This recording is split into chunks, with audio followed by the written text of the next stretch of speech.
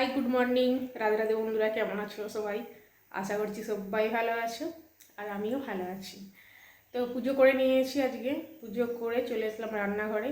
আর এখন বাজে বেলা 9টা। এখন থেকে আমি ব্লগটা শুরু করলাম, তোমরা দেখতে থাকো, আশা করছি ভালো লাগবে। তো স্নান করেছিলাম, সেই জামা কাপড়গুলো এখন মেলা হয়নি, সেগুলো মিলতে যাবো ছাদে। মিলে দিয়ে এসে এদিকে জল খাবার বানাবো। তো চলো, তোমরা দেখতে থাকো। আর এখন চলে এলাম ছাদে। চারিপাশটা দেখো, এখনও কত বেলা হয়ে গেল, 9:30 বাজে।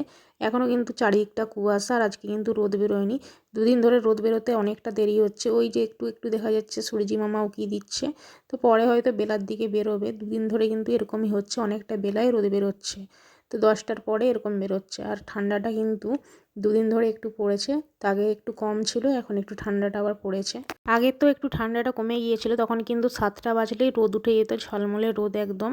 আর এখন যেহেতু একটু মেঘলা মেঘলা আকাশ, কাল থেকে আবার বেশি মেঘলা করেছে বিকালবেলার দিক থেকে, তো সেই জন্যে ঠান্ডাটাও একটু বেড়েছে, আর রোদটা উঠতে একটু দেরি হচ্ছে। তো যাই হোক, আজকে জামা কাপড় কাচার কিছু ছিল না, শাড়িটাই ধুয়েছিলাম স্নান করার সময়। ওই শাড়িটা ছাদে গিয়ে মিলে দিয়ে আসলাম। দিয়ে এসে এখন এই যে আলু চচ্চড়ি বানাচ্ছি জল খাওয়ারের জন্যে। এদিকে আলু চচ্চড়ি বসিয়েছি, আর ওদিকে গরম জল বসিয়েছিলাম। তারপর আলু চচ্চড়ি বসিয়ে দিয়ে মেয়েকে ওদিকে স্নান করিয়ে দিলাম। তো স্কুল যাওয়ার টাইম হয়ে যাচ্ছে, 10টা বাজতে যায়। আর বড় মেয়ে এখনও স্নান করেনি, একদম খাওয়া দাওয়া করে তারপরে স্নান করবে। আর এই যে আলু চচ্চড়ি রেডি হয়ে গেছে। আলু চচ্চড়িটা নামিয়ে দিয়ে চলে আসলাম মুড়ি চালাতে। তো আগের দিন কিন্তু মুড়ি ভাজিয়ে আনা হয়েছিল 1 বস্তা, ওটা আর চালানো হচ্ছিল না, কয়েকদিন ধরে না বস্তাতে পড়ে আছে। তো একদম ইচ্ছে করেছিল না যে মুড়িগুলো চালিয়ে টিনের মধ্যে রাখি। এই যে এখন মুড়ি খেতে যাওয়ার সময় হয়েছে, তো এখন এই যে মনে পড়েছে, তো মুড়ি চালানো নেই।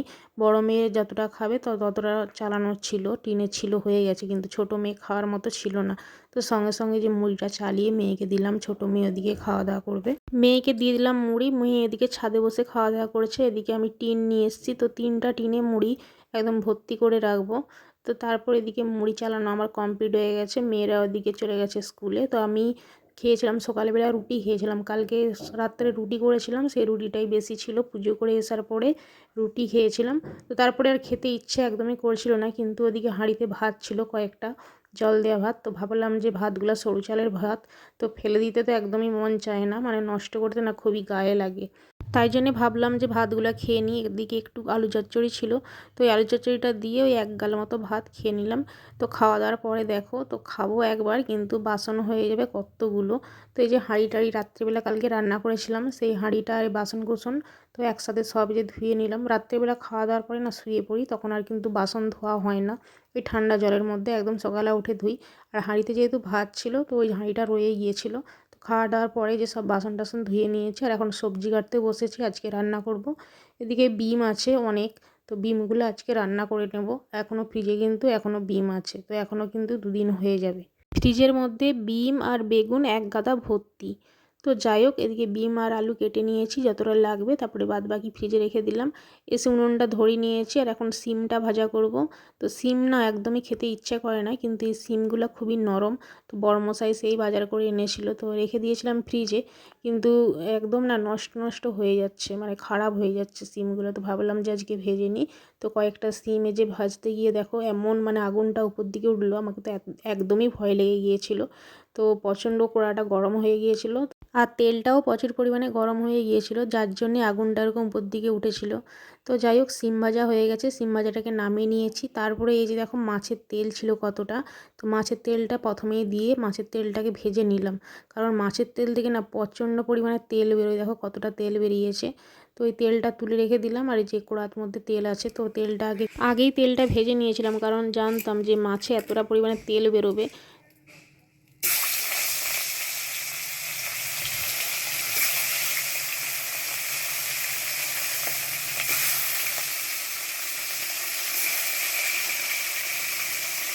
তো যাই হোক, মাছের তেল অনেকটা বেরিয়েছিল, সেই মাছের তেলের মধ্যে মাছ ভেজে নিচ্ছি।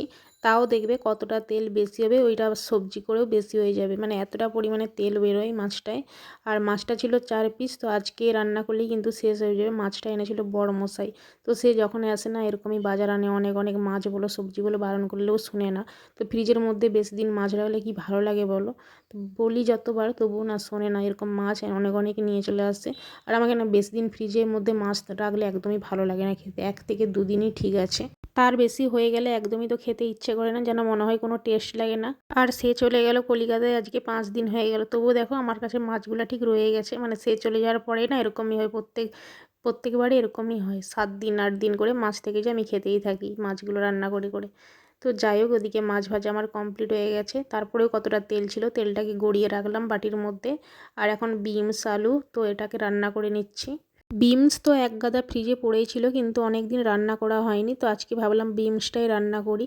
তো এখনও আছে, এখনও 500-র মতো বিমস আছে। তো আমাদের ছোট সংসারে কিন্তু এখনও 2 দিন রান্না হয়ে যাবে। আর এই শীতকালে বিমস আলুর সবজি খেতে কিন্তু খুবই ভালো লাগে। তো আজকে এই যে পোস্ত করছি, পোস্ত বিমস আলু দিয়ে পোস্ত করছি। আর সবজিটা মশলা কষিয়ে জল দিয়ে দিয়েছিলাম, এখন ফোড়ন দিয়ে নিচ্ছি পেঁয়াজ টিয়াজ দিয়ে। তো এরকম করে রান্না করলে বেশ ভালোই লাগে খেতে। আর আমার বড় মেয়ে তো উচ্ছে থেকে মানে সমস্ত শাক থেকে সমস্ত শাক সবজি খায়। খেতে অতটা পছন্দ করে না ঠিকই, কিন্তু খেয়ে নেয়, মানে মোটামুটি খেয়ে নেয়। ও আবার নিয়ম আছে, মানে খাওয়ার পরে ঠিক ভাত টাত খেয়ে নেবে, তারপরে মানে অপছন্দের জিনিসগুলো খায়। তো উচ্ছে বলো শাক বলো, আমরা যেমন খাওয়ার সময় খেয়ে নিই ভাত দিয়ে, ও আবার খাওয়ার পরে ভাত খেয়ে নেয় আগে, তারপরে খায়। মোটামুটি যা হোক করে খেয়ে নেয়, কিন্তু ছোটো মেয়ে তো একদমই খেতে চায় না। যেহেতু এখন আবার স্কুলে চলে যায়, স্কুলেই খেয়ে নেয়, দুপুরে বেলার খাওয়া দাওয়াটা স্কুলেই করে। তো সবজি টবজি এখন অতটাও না খায় না বাড়িতে। তো এই যে স্কুলেই যা যতটুকু রান্না হয়, তো ওখানেই অতটুকুই ভাত খায়। আর বাড়িতে আসে সেই একদম সন্ধেবেলায় স্কুল থেকে, তারপরে টিউশন যায়। টিউশন 3:30টার সময় যায়, স্কুল ছুটি হয়ে যায় 3:30টার সময়, তারপরে আবার টিউশন যায়। তারপরে গিয়ে একদমই রাত্রিবেলায় বাড়ি আসে 6টার সময়।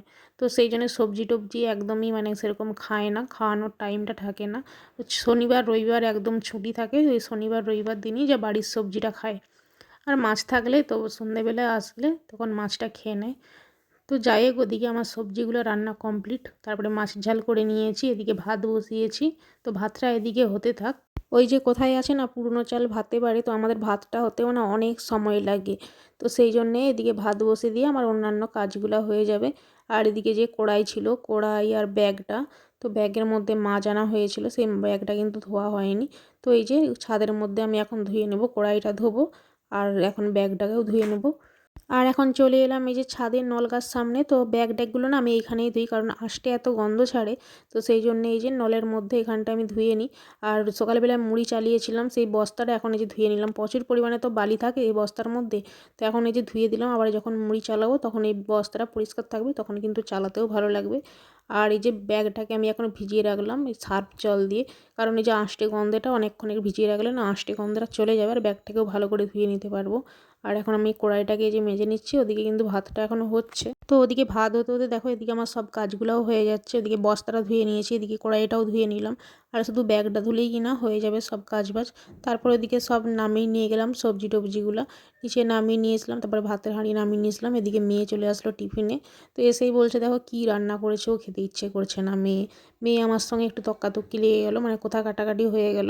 তো বললাম যে 3টে সবজি করলাম, বিনসের সবজি, মাছের সবজি। তারপরেও বলছে কি রান্না করেছো, খেতে ইচ্ছে করেছে না। মানে ওদের যদি রোজ রোজ মাংস হয় তো খুবই ভালো হয়, আর রোজ রোজ কি মাংস খাওয়া ভালো? তো একদমই ভালো না রোজ রোজ মাংস খাওয়া। তো এখন মানুষ না রোজ রোজ মাংস খেয়ে এরকম অবস্থা হয়ে গেছে। তো মানুষের শরীরে আজকাল রোগে ভর্তি হয়ে গেছে। তো বললাম যে রোজ রোজ কি মাংস খাওয়া ভালো? মাছ তো আছে, তো মাছ দিয়ে কি ভাত খাওয়া যায় না? তো এই বললাম আর কি। তো যাই হোক, এদিকে দেখো আমার খাওয়া দাওয়া হয়ে গেছে, মেয়েরও খাওয়া দাওয়া হয়ে গেছে, মেয়ে এদিকে স্কুলে চলে গেল। তো এদিকে বাসনগুলো সব ধুয়ে নিয়েছি, ধুয়ে টুয়ে তারপর ওদিকে জল ভরবো। এখনও সব খালি বোতল ছিল, তো সেগুলো জল ভরা হয়নি। যখন রান্না করেছিলাম তখনও কিন্তু বোতলগুলো খালিই ছিল, তো তখন রান্না করতে দেরি হয়ে যাচ্ছিলো বলে তখন জলগুলো ভরা হয়নি। আর এখন এই যে খাওয়া দাওয়া করে নিয়েছি, তো খাওয়া দাওয়ার পরে তো জল খেতে হবে, তো একটা বোতলেও জল নেই। তো ভাবলাম যে এখন জলগুলো ভরে নিই। এদিকে কিন্তু অনেকগুলো বোতল জল ভরা হয়ে গেছে, একটা বোতল খালি ছিল, এটা এই যে ভরে নিচ্ছি। আর বোতলগুলো সব ভরে নিয়ে জলগুলো সব রেখে দেবো রান্নাঘরে। মোটামুটি এখনের কাজ আপাতত কমপ্লিট হয়ে গেছে। আর বাকি কাজ আছে উনুনের লাতা দেওয়া, তো ছাদের থেকে জামা কাপড় তুলে আনা। তো ওগুলো এখনও কিন্তু জামা কাপড়টা শুকনো হয় না, আর উনুনটা যতক্ষণ না একটু ঠান্ডা আছে ওদিকে লাতা দেওয়াও যাবে না। তো যাই হোক, এখন এই যে ঘরে চলে আসলাম, খাওয়া দাওয়া করে এইমাত্র ঘরে আসলাম। আর ওই দিকের বাইরের জানলাটা একটু খুলেছি, সেই জন্যই ক্যামেরাটা অনেকটা পরিষ্কার লাগছে, না হলে জানলা বন্ধ থাকলে কিন্তু ঝাপসা আসে। এখন উত্তরে হাওয়া বন্ধ আছে, তো সেই জন্যে জানলাটা দিকে খুলেছি। আর ফোনে আমার একদমই চার্জ নেই, ফোনে চার্জ দিতে হবে, না হলে ফোন এক্ষুনি বন্ধ হয়ে যাবে। তো ফোনে চার্জ দেওয়ার পরে চার্জ হলে ভিডিও এডিটিং করার আছে। তো আজকের মতো ভিডিওটা এখানেই শেষ করছি। সবাই ভালো থেকো, দেখা হচ্ছে পরের ভিডিওতে। সবাইকে টাটা, বাই বাই।